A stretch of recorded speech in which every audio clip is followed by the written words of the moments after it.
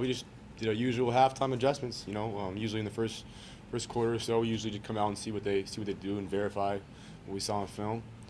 We realized that we had to run the ball to be able to finish out some of our long drives that we were having. I mean, we were having some pretty good drives, just we couldn't punch it in, couldn't finish them out, couldn't convert a couple of times, and just had to figure out a way to run the ball. And Coach Shields and Coach Rick did a good job of making our adjustments and just allowing the O-line to create some seams for Mark.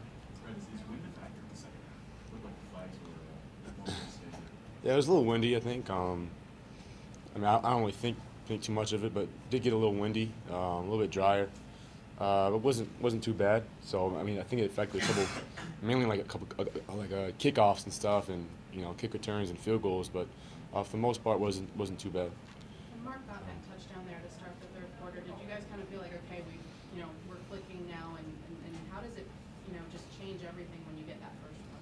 Yeah, we knew that something would give at some point, and just happened to be that play. And Mark made a very good cut, but the O-line opened up a big hole for him. And I think at that point we were like, okay, it's go time now, and let's time to keep scoring and keep running the score up. What were you thinking? His performance overall today. How important is that when he can break free for 100? No, it was very important. Coming into this game, we knew that I think their defense is ranked number 2 in the nation, or 4 or 2 in the nation in total rush defense. Only giving up, 90 yards a game, something like that. Shut down some really good running backs, and just for Mark to come out and have that second half. Really, it's on the offense because it's not just Mark. It takes everybody. It takes all 11 positions, guys blocking on the field, the O-line creating holes, tight ends blocking, even me carrying out my fake on some runs. It takes everybody, and just a credit to all the guys in the offense. How big of a factor has the level that you guys have taken the quick passing game over the last few weeks? Yeah, coming into this game, we knew that they have a really good D line, some linebackers who can add on and come down here really fast.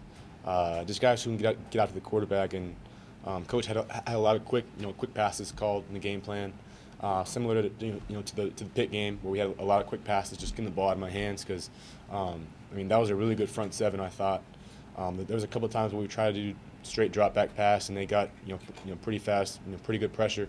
But overall, I think just us being able to use our quick game and be able to take them on, for a quick 10 yards, take Stacy, take Malcolm, take David, let them, just get the ball in the playmaker's hands, and that's been huge for us, and it's been huge the last couple of weeks, and it really helps out the protection. So. How high is your confidence level in Amon and David, just knowing that you really catch it might not be whether you're tackled? Yeah, very high for both those guys, and just about everyone on our offense. I think they all have the ability to make someone miss. Amon does it, and all you have to do is give Amon a ball that can really, a catchable pass.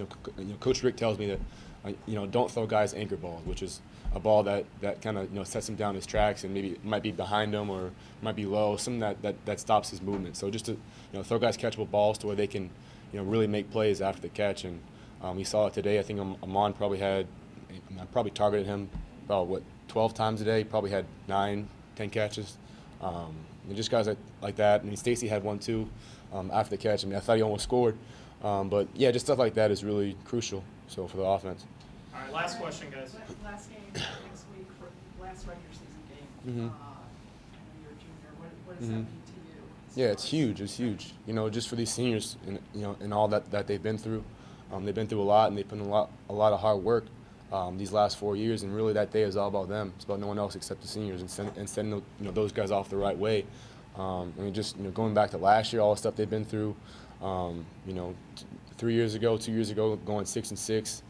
Just a lot of tough years, and just to be able to send these guys out on a high note, it'd be huge for us. So. Great. Thank you, Brad. Thank you.